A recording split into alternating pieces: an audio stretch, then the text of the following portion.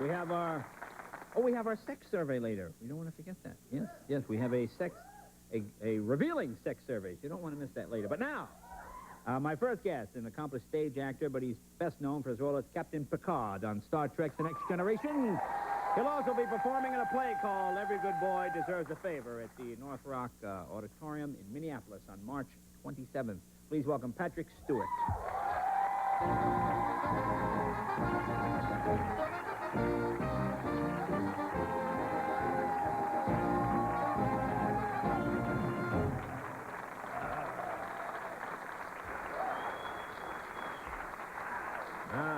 See that? Yeah. Never get that for High Claudius. Now, most people know you from Star Trek, but I mean, I know you're on the stage up until Star Trek, right? Yeah, I worked regularly in a very, very small world. Yeah. And was known by a small handful of people. That's the one significant change that Star Trek: The Next Generation has brought about. There are now several more people. Oh, yeah, now they all know. Sure, there you are.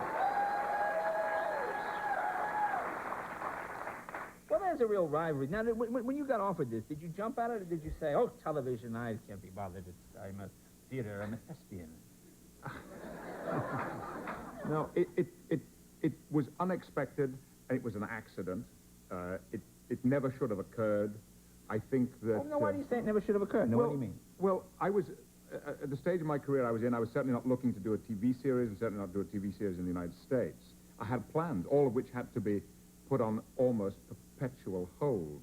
And it seemed to me that the kind of role that I was being offered was not altogether suitable for a middle-aged, bald British Shakespearean. Now, what were you... what were you offered? Would you... I say this, as though I am Captain Picard. I am not Captain Picard. But you are Captain. You can't be anybody else.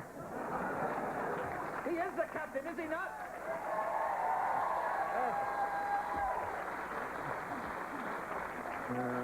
I mean, were they looking for, and I'll use your words, a bald, middle-aged guy to play Captain Picard? No, I don't think they were. And through the first few weeks of recording the pilot, 6 years ago, I expected daily that suddenly that arm would come around my shoulder and they would say, Patrick, it wasn't you, it was the other Patrick Stewart we were really looking for. Now, did they ever do this to you? Because this is what they do in television. Did any network executive ever say, listen, they make these great toupees. Did they ever try to do that to you? A secret, told for the first time.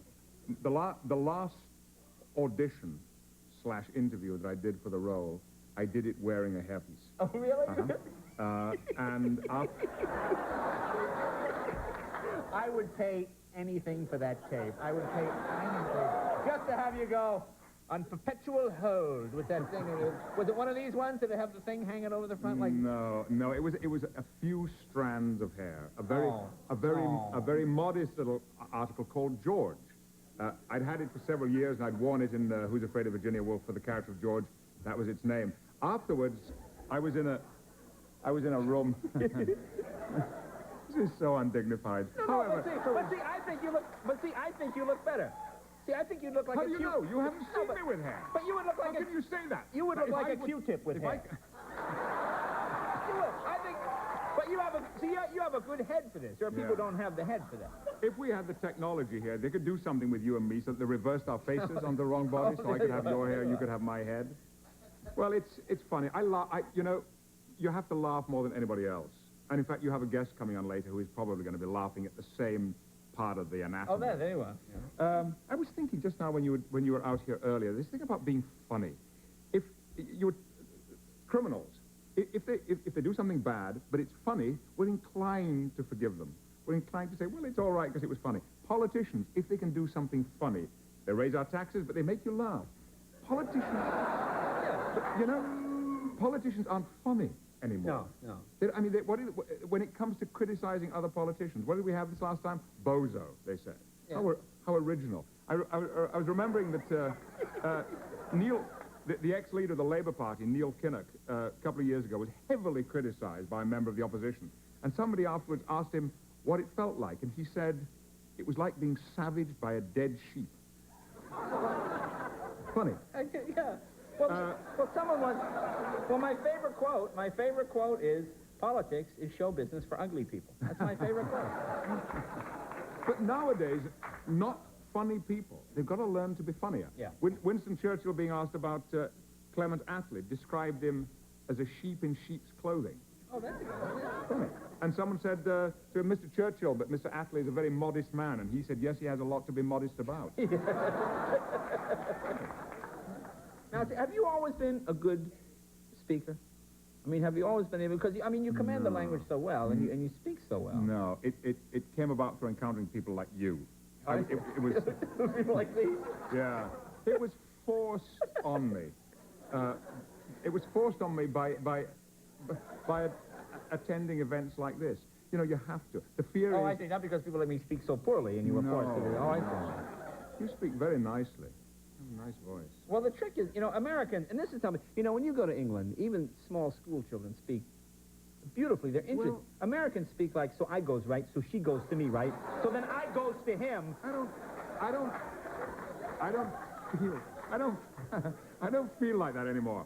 I found myself with a group of English people, but mostly English women the other day. Oh, God, here we go. This is the kind of thing I'm going to regret an hour from now. No, regret it. All right, and I was standing listening to the conversation, and it sounded something like this. And I thought, please let me get back to a good American female voice. Oh, you know we're broadcasting in London now. And you know when you go, when you go to England, you say exactly the opposite. Come on. Let me ask you about the new play. What is the new play you're doing? Oh, it's not a new play, it's an old play. It's about 12, 13 years old. It's played by Tom Stoppard called Every Good Boy Deserves Favor, and it has music for a symphony orchestra composed by Andre Previn, and I was in the original production of it at the Festival Hall about 12, 13 years ago with the Royal Shakespeare Company. And I was asked by the Orange County Symphony Orchestra a year ago if I would do something with them. I proposed this, and I cast it out of my colleagues on Star Trek The Next Generation. Jonathan Frakes, Brent Spiner, Gates McFadden, Colm. Oh, you mean, this is the play with now this is going to be very confusing to the audience. Why's that? Well, it is hard sometimes when you see people out of context. I mean, when you see suddenly Data breaks into song and dance, I mean, that'll look odd to people. No, it won't. It's the other thing that's odd. Yeah. It's wearing the uniforms that's odd. It's Brent putting on that makeup that's odd. You know, it's me having to do this every time I sit down that's odd. The other thing is to do with our lives as they were before. And as they will be afterwards. Right. So we are going to be taking this show on the road for the next 4 weeks to Minneapolis, to Chicago, and to Atlanta. Oh, that's great. Well, you like Minneapolis. That's a great town, right? Good theater town, too.